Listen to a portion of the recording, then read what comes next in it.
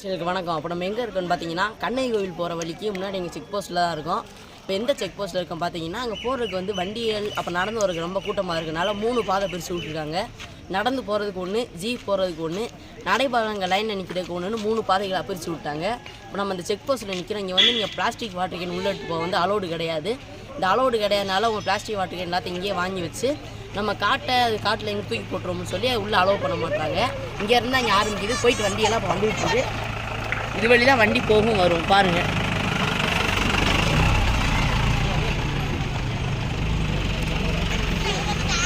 வண்டிகளாக தொடர்ந்து வருது பாருங்கள். ஒவ்வொரு இடத்துல இப்போ பிளாஸ்டிக் பைகள் வச்சு அவங்க பிளாஸ்டிக் வாட்டர் கேன் கொண்டு வந்தால் பேக்கை செக் பண்ணி தான் அனுப்புகிறாங்க. இல்லை கீழே ஒரு இடத்துல வாங்கி வச்சிடுறாங்க.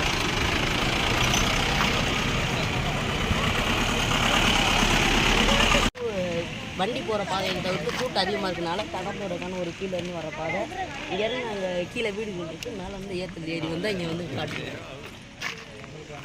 நம்ம வந்து இப்போ கண்ணகி கோயிலுக்கு 2வது செக் போஸ்ட் உள்ளே வந்துட்டோம்.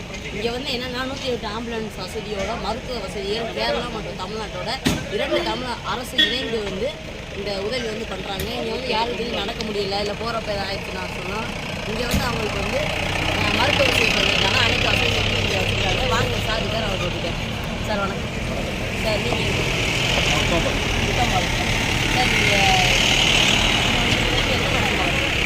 சார் இங்கே ஃபஸ்ட் டைம் வரேன். பலியங்குடிக்கு பார்த்தீங்கன்னா கீழே அடிவாரத்தில் இறங்கி வர்றவங்களுக்கு பார்த்தீங்கன்னா மருத்துவ உதவி செய்வதற்காக அங்கே ஒரு 4 வருஷம் போயிருக்கோம். அங்கே ஒரு 4 இங்கே வந்து ஒரு 3 வண்டி வந்திருக்கோம். இப்போ 108 கீழே அங்கே பலியங்குடியில் ஒரு வண்டி நிற்கிது. முடியாதவங்க, நடக்க முடியாதவங்க, நடந்து வரும்போது கீழே விழுந்தவங்களுக்குலாம் மருத்துவ உதவி செய்வதற்காக தமிழ்நாடு அரசு சார்பாக ஒரு 3 வண்டி இங்கே இப்போ மேலே வந்து போட்டுருக்கோம் கும்பலியில். இது வரைக்கும் ஏதாவது பேஷண்ட் ஏற்றி போயிருக்கீங்க? இல்லை இப்போ காலைல வந்ததுக்கப்புறம் இது வரைக்கும் இங்கே இந்த பேஷண்ட் வரல. கீழே பலியங்குடியிலேருந்து ஒரு பேஷண்ட் ஒரு வண்டி எடுத்துட்டு கம்பெனி வச்சுருக்கோம். உங்களுடைய அர்ப்பணிப்பாகவும் நம்ம டியூ டேஸாக நன்றி தெரிவிச்சுக்கோங்க. ரொம்ப நன்றி. நீங்கள் வந்து ஆயுர்வேதிக் சோதனை பண்ணி நீங்கள் இல்லை வேறு ஏதாவது பொருட்கள் எடுத்து போகிறீங்களான்னு அந்த இடத்துல செக் பண்ணி அங்கே அனுப்பிட்டாங்க. கேரளா காவல்துறை வந்து நீங்கள் பிளாஸ்டிக்கில் பிஸ்கட் அதை எடுத்துகிட்டு போனாலும் நியூஸ் பேப்பரில் வந்து சுற்றி தராங்க. நீங்கள் வந்து உள்ளே எந்த கவர்களும் எடுத்துகிட்டு போகாதபடிக்கு இங்கே பிளாஸ்டிக் பேப்பர் எடுத்துகிட்டு அதுக்கு போல் நியூஸ் பேப்பர் பேக் வந்து வச்சுருக்காங்க. அதில் வந்து போட்டு தராங்க. ஏன்னா உள்ளே வந்து பிளாஸ்டிக் கொண்டு போகக்கூடாது. நியூஸ் பேப்பர்னால் அங்கே மக்கிடுன்னு இருக்காங்க. மருத்துவ முன்னெச்சரிக்கையாக இங்கே வந்து உப்பு சர்க்கரை கரைச்சி வச்சுருக்காங்க. ஏன்னா ரொம்ப பேர் நடந்தால் கிருமின்னு வர மாதிரி இருக்கும். அதனால்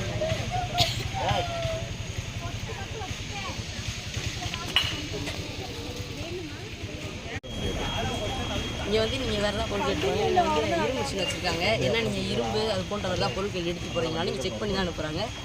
இங்கே வந்து நம்ம காட்டின் நலத்தையும் மக்களோட இங்கே போகிறவங்க நலத்தை பற்றியும் ரொம்ப அக்கறை காட்டுற நம்ம அரசுக்கு நம்ம டியூல் டெய்லி சார்பாக இனி நன்றியை தெரிவிச்சுக்கிறோம்.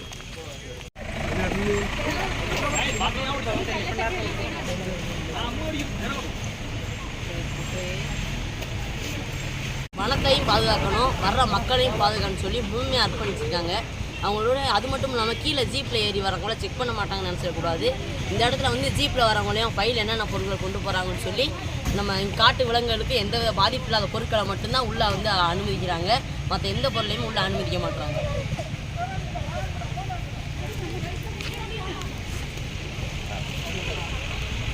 அந்த காலமாக வந்து இங்கே வந்து மழையே பெய்யலை. அதனால் வந்து வெப்பம் வந்து அதிகமாக இருக்குது. ஆனால் கண்ணகியோட சக்தியை ரொம்ப தெரியல. நேற்று வந்து பெய்த மழையில் வந்து இங்கே உள்ள அனல் வந்து தணிஞ்சிருச்சு. அது மட்டுமே மழை பெஞ்சதுனால அதிகமாக தூசி பறக்கிறது நின்றுச்சு. நிறைய வறண்டு போய் கிடந்த இடங்களும் இப்போ பறந்து வர பக்தர்களுக்கு தூசியும் கம்மி. அவங்களுக்கு போன வருஷம் வந்துருக்கு நம்ம வந்து ரொம்ப தண்ணி இல்லாமல் வறண்டு இருந்துச்சு.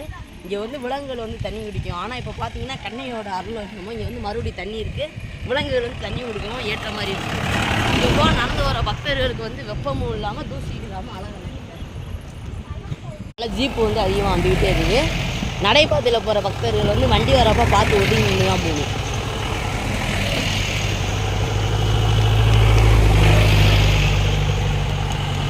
அதிகமாகி இங்கே வந்து தண்ணியெல்லாம் வறண்டு போனதுனால வனத்துறையை வந்து விலங்குகள் வந்து தண்ணி குடிங்கன்னு சொல்லி இந்த இடத்த உருவாக்கி இந்த இடத்துல வந்து தண்ணியை ஊற்றிட்டு வராங்க. ஏன்னா வந்து விலங்குகள் வந்து அதிக வெப்பத்தினால இருந்துடக்கூடாதுன்னு விலங்குகள் மேலே அக்கறை வச்சு இதை பண்ணியிருக்காங்க.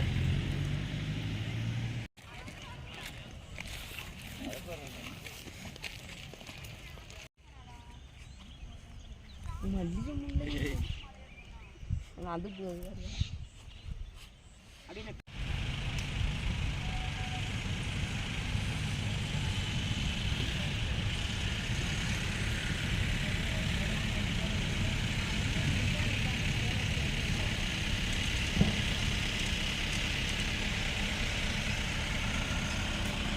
இங்கே வந்து மேலே அன்னதானம் போடுறாங்க. இங்கே இருந்தால் சாப்பாடு வச்சுருக்காங்க. அப்புறம் வந்து அறக்கட்டளை மூலமாக வந்து இங்கே வர கண்ணகி கோயில் பக்தர்களுக்கு வந்து சாப்பாடு அளித்தாங்க. ஆனால் இப்போ வந்து தமிழக அரசும் கேரள அரசும் இணைந்துமே வந்து மக்களுக்காக வந்து சாப்பாடு அளிக்கிறாங்க.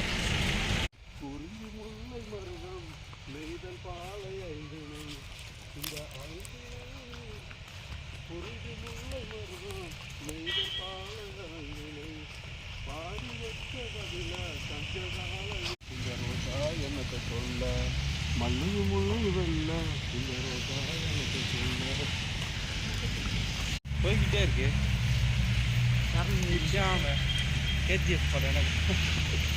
இங்கே வந்தாங்க. அதாவது இவங்க சேர நாட்டை விட்டு சோழ நாட்டுக்கு வந்து போனாங்க. வந்தாங்க முன்னாடி இவங்க சேர நாட்டிலேருந்து சோழ நாட்டுக்கு வந்து அவங்க திருமணம் பண்ணி அமுச்சு விட்டாங்க.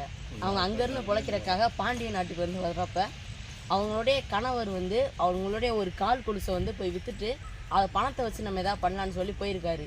ஆனால் அதே நேரத்தில் பாண்டிய மன்னனோட மனைவியோட ஒரு கால் கொலுசு சிலம்பு காணாமல் போயிருந்திருக்கு.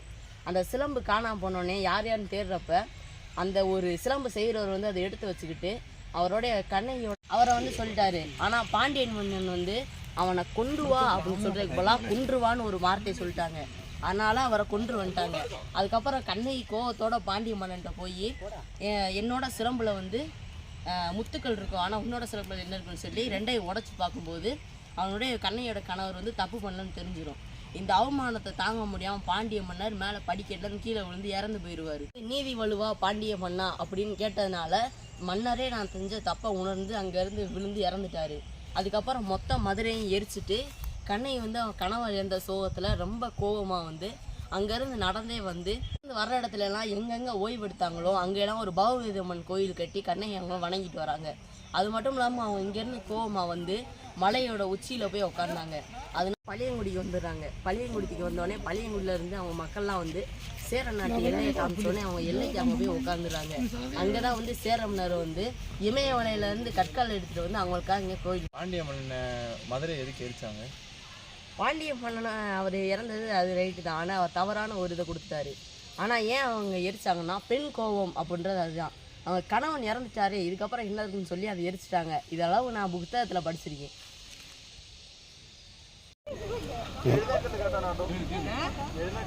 இந்த வண்டியில வந்து சாப்பாடு ஏற்றிட்டு போகிறாங்க. அதனால நடக்க முடியாதவங்க வந்து அந்த வண்டியில் ஏற்றி கூப்பிட்டு போகிறாங்க.